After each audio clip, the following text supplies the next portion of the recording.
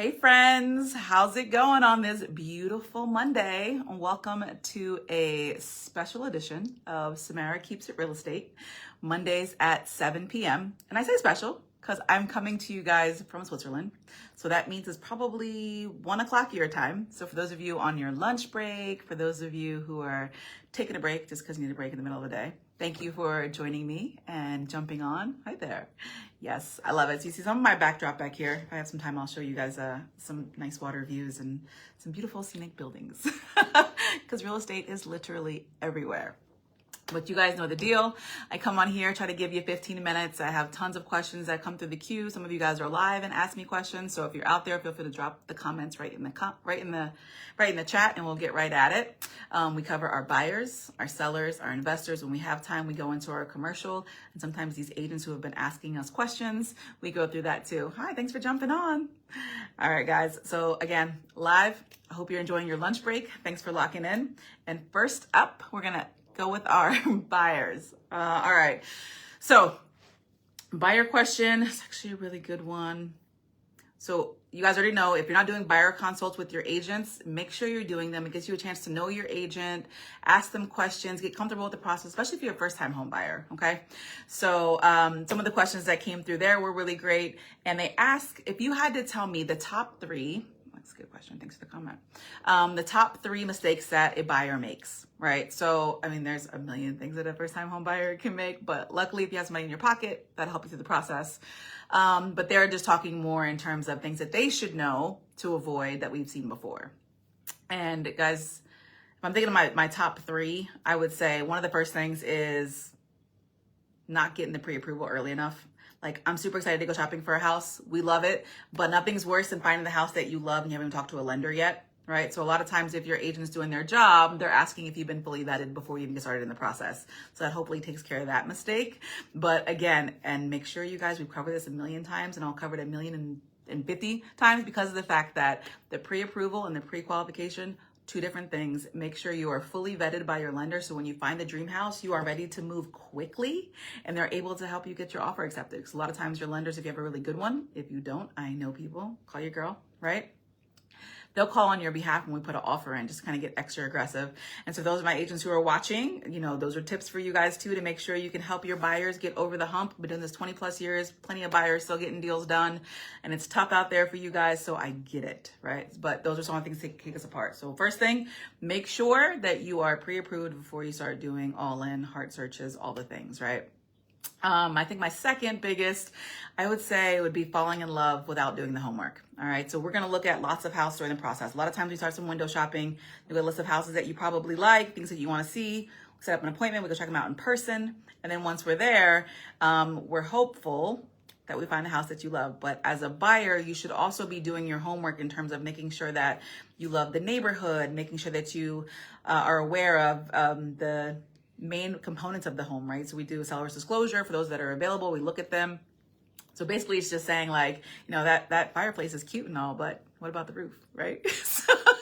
So we want to know all things when it comes to real estate as a first-time home buyer. So it's good to be able to walk in there. Sometimes my buyers, I did have a follow-up question when they were asking was, you know, what do we look for when we go look at a house, right? There's a million things to look for, but a lot of times I want you to trust your gut, your vibe, your feeling. Those are first automatically.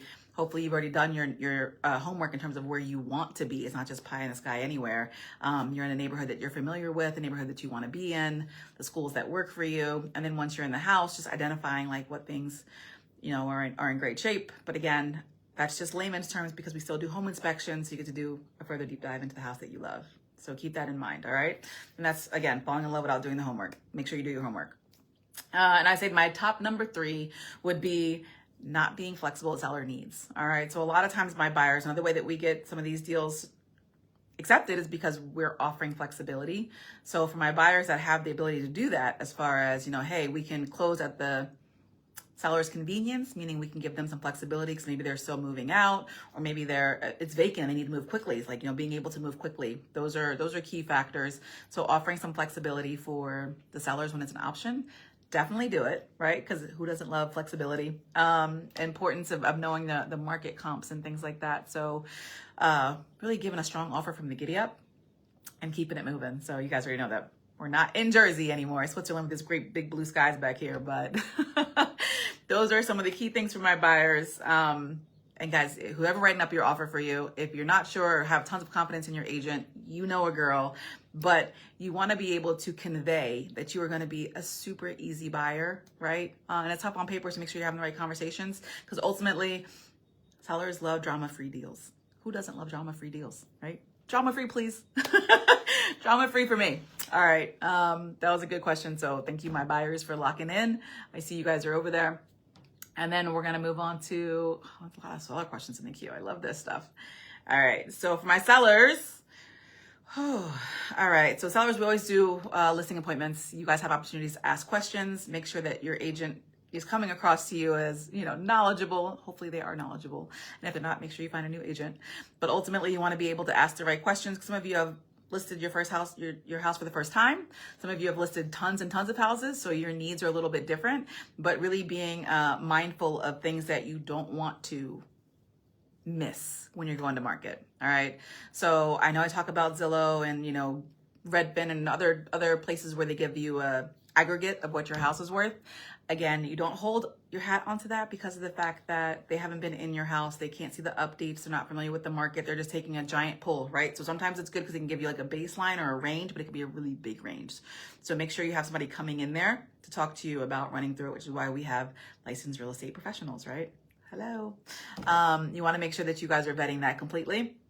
So you don't want to overprice your home based on Zillow, or even worse, based on just pure emotion. Like, we love our houses. We love the history that we put in our houses, but it's still got to align with the market. 'Cause at the end of the day, between you, me, and the world, your house is only worth what someone's willing to pay for it. And I can say that over and over and over again, but make sure you do not forget that point, because you got to be flexible, you got to be reasonable, and you got to make sure that you know what you want to do when you're selling your house. Another top one is, presentation, my favorite. Okay, so guys, my sellers out there, you guys already know when you're working with me, check your book, but when you're working with me, we are super hit all of the buttons because of the fact you never want to skip on presentation. Your photos are pretty much kind of like a gateway to invite them in to kind of want to see your house. So you want to put your best foot forward. You want to make sure all your stuff is put together. We're walking through, hitting that punch list, making sure all the things are done, and you are 100% market ready. My seller's probably over there like, yeah, I feel it. I remember Samara walking through my house telling me this, that. And it's a lot of fun though, because we get through all of it and we work it. So it works out pretty well. It's crazy how time flies, but I love this stuff. So it is 7:09 Swiss time. So you guys are probably still on your lunch break, and we're getting through seller questions. For those of you jumping on, thank you guys very much. And we're just getting through our buyers and sellers questions that we've been hit with, and we definitely have some time for investors. And because we're, so far over the pond, we're going to have to maybe throw some fun real estate stuff in there for Switzerland, right? All right. Flip side of the information we just gave on the buyers about how they should be flexible, sellers, you too should be flexible. All right. So nobody likes somebody who is super unreasonable. I'm selling my house, but I want you to wait 10 years before you can move in and give me a rent back. So you always want to stay flexible with it, because a lot of times these buyers will walk. So sellers, flexibility on your end too. At the end of the day, you want a deal where both sides kind of give some give and take, and everyone's happy, and we get to the closing table and you guys got a house, or you just sold a house, right? So those are things you want to keep in mind. Collaboration is key. You guys know this already. Let's see, grab one investor questions. There's quite a few good ones. Here's my favorites. You guys are asking really good ones. Oh, okay. You guys ready? Are off-market deals still available in 2025?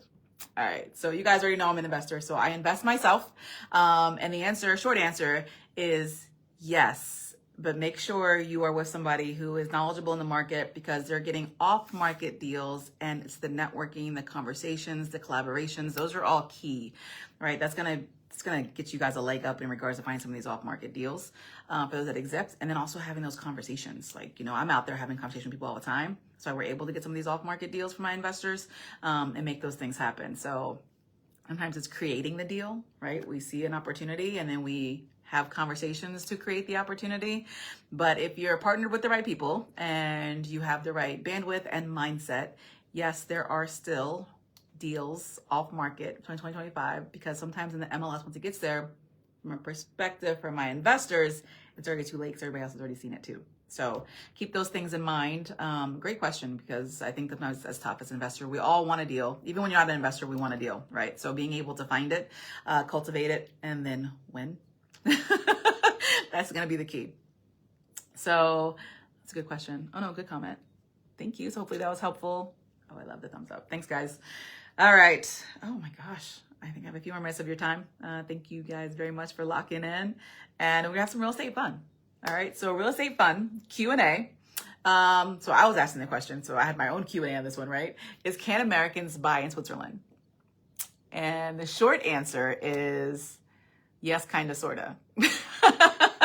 Basically, they actually have laws against limiting the ability for Americans to purchase property. So you can buy property if you're from a different country, foreign entities, they call them, usually vacation homes. And there are terms and parameters around that. And it's designated areas that you're allowed to buy in.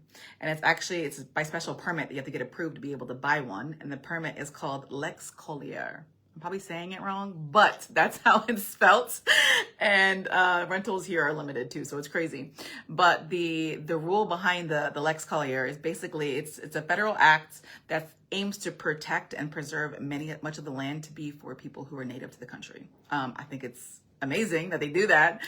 This place is beautiful, so I love to go up and buy stuff, but I see that happening with why they want to limit it. So I thought that was a cool quick fact for things that are happening in Switzerland. Local. I love it. Let's do one more quick hit for you guys before I let you go, because we are already at the time and it's been tons of fun. And no matter where I am, real estate is always fun. It's always strategy, always all the things. And one thing I did notice too, I'll probably have to give you guys a bomb on this, did you know that mortgages in Switzerland can last anywhere from 50 to 100 years? Like, that's a long time.